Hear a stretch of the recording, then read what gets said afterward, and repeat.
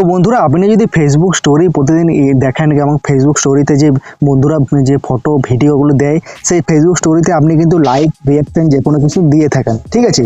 তো এখান থেকে দেখতে পাচ্ছেন এখানে কিন্তু আপনি সেই স্টোরিগুলো দেখছেন, সেই স্টোরিগুলো কিন্তু এখান থেকে শো করছে এবং সেই স্টোরিগুলো যদি দেখতে পাচ্ছেন এখানে কিন্তু সেই স্টোরিগুলো এক এক করে কিন্তু এখানে শো করছে এবং সেই স্টোরিগুলোর নিচে এখানে কিন্তু রিঅ্যাকশন দেখতে লাভ লাইক সব রকম এখানে কিন্তু রিঅ্যাকশন দেখাচ্ছে এবং এই রিঅ্যাকশনের মধ্যে যদি আপনি যে এখন রিঅ্যাকশনগুলো দেন, রিঅ্যাকশনগুলো দিচ্ছেন এবং কোনো কারণ কিন্তু এখানে দেখতে পাচ্ছেন যে রিঅ্যাকশনটা এটা আপনি ভুলবশত কিন্তু এখান থেকে আপনার যে রিঅ্যাকশনগুলো বন্ধুদেরকে দিয়ে দেন এবং এই ভুলবশত যখনই রিঅ্যাকশনটি দেন তখনই কিন্তু আপনি যদি চান এখান থেকে কোনো কিন্তু রিমুভ করা দেখতে পাচ্ছেন কোনো অপশন কিন্তু এখানে নেই, ঠিক আছে। যে রিঅ্যাকশনগুলো যদি ভুলবশত আপনি দিয়ে ফেলেছেন এবং সেটি কীভাবে আপনি রিমুভ করবেন, যে রিঅ্যাকশনগুলো যেগুলো ভুলবশত দিয়েছিলেন সেগুলো রিমুভ করার জন্য আপনাকে যে প্রথম কাজটি করবেন আপনি কি করবেন, আপনার ফেসবুকটি ওপেন করবেন, ঠিক আছে। ওপেন করার পর এখানে ডান দিকের উপরে তিনটি ডট আছে, এখানে ক্লিক করবেন।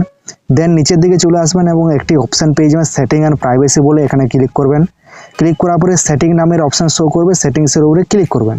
সেটিংসের উপরে যখনই ক্লিক করবেন বন্ধুরা আপনার সামনে এরকম ইন্টারফেস শো করছে। তো এখান থেকে আপনি যে রিঅ্যাকশনটি ফেসবুক স্টোরি সেটি তোলার জন্য কি করবেন, সব নিচে চলে আসবেন। নিচে আসলে একটি অপশান পেয়ে যাবেন অ্যাক্টিভিটি লগ নামের একটি অপশান, এখানে ক্লিক করবেন। এখানে ক্লিক করার সাথে সাথে বন্ধুরা এরকম ইন্টারফেস শো করছে।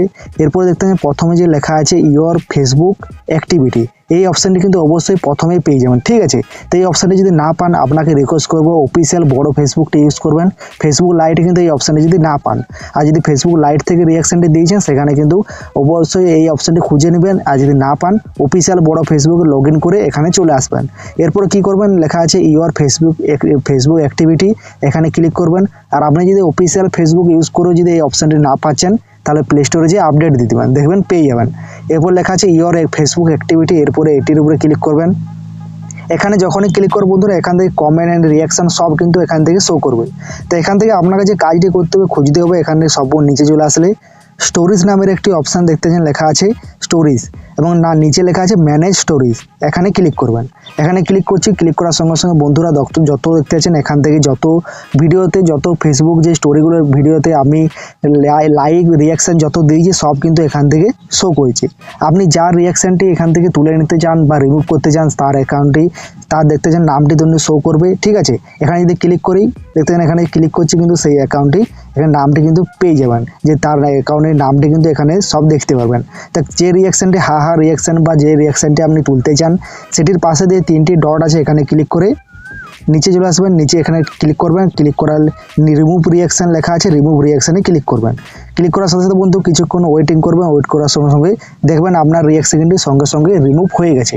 এখান থেকে যখনই রিমুভ হয়ে যায় তখনই কিন্তু তার অ্যাকাউন্ট থেকেও আপনার রিঅ্যাকশানটি যে অ্যাকাউন্টটি দিয়েছিলেন যে রিঅ্যাকশানটি দিয়েছিলেন সেই রিঅ্যাকশানটি কিন্তু তার ফেসবুক যে স্টোরিতে সেই যে রিঅ্যাকশানটি গেছে সেখান থেকে কিন্তু হাইড হয়ে গেছে, ঠিক আছে, বা সেখান থেকে কিন্তু রিমুভ হয়ে যাবে।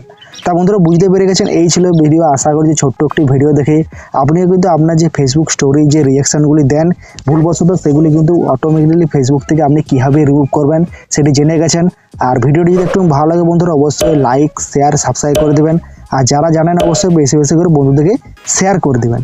তা বন্ধুরা দেখা হচ্ছে নেক্সট ভিডিওর মাধ্যমে, ততক্ষণের জন্য আপনি অবশ্যই ভালো থাকবেন, সুস্থ থাকবেন এবং আপনাদের সবাইকে সুরক্ষিত রাখবেন।